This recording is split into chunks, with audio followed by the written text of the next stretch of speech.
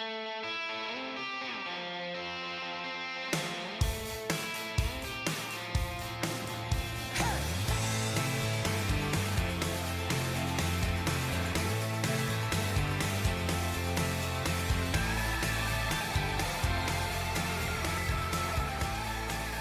Steve Wiggins, and this is the Groundworks Ministries podcast.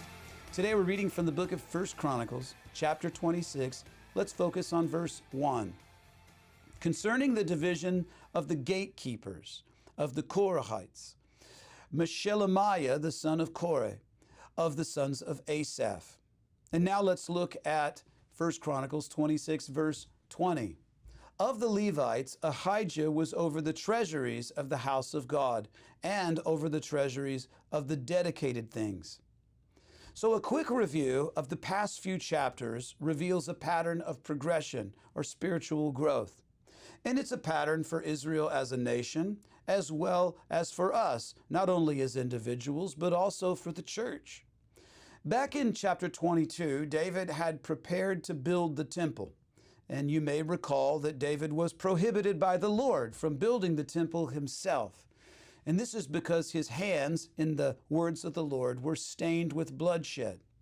But that did not exclude David from making preparations for the next generation, namely for his son Solomon.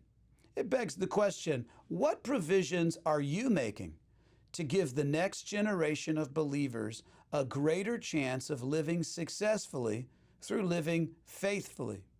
Consider 1 Chronicles 23, verses 1 through 3. So David was old and full of days when he made his son Solomon king over Israel. And he gathered together all the leaders of Israel with the priests and the Levites. And now the Levites were numbered from age 30 years and above, and the number of individual males was 38,000. In chapter 23, David gathered the Levites. As we learned in previous chapters, the Levites had not sought the Lord's counsel at the Ark of the Covenant for many years, all those years that Saul had reigned. And perhaps they had become unsure of their priestly calling. You know, we hadn't done this in so long, and really I think my grandfather knew, but nobody told me.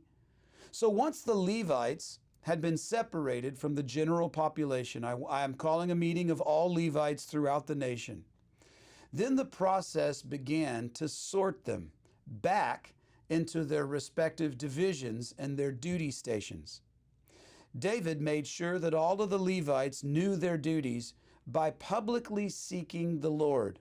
He cast lots so that the Levites could be confident that their duty selection was not simply an arbitrary whim of David behind closed doors, right? Like David's in a room with a couple of guys, and he's like, I don't like that guy. I'm going to make him a janitor and all of his kids forever. No, he's out in public.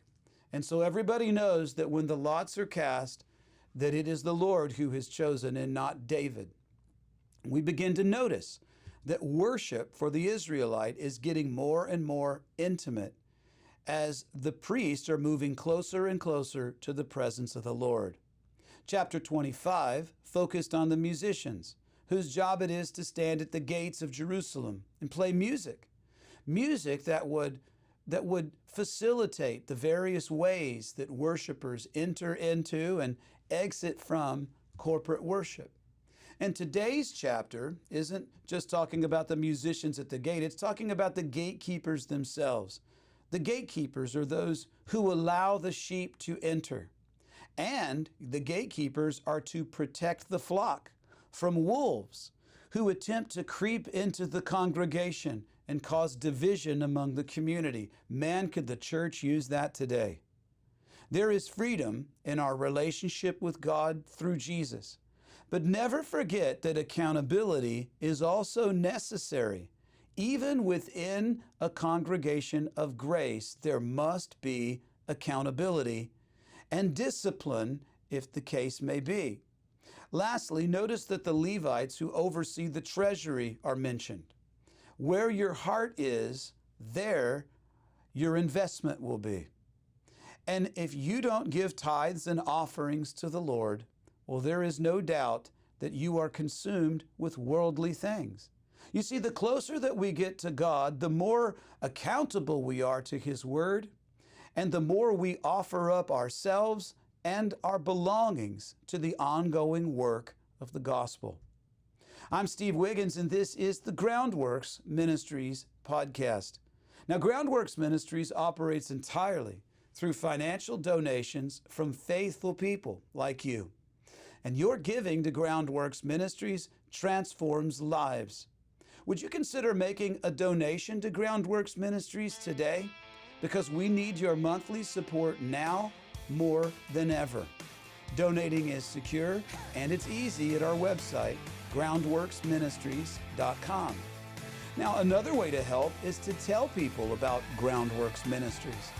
Share these podcasts with friends and family and co-workers, and share them on your social media.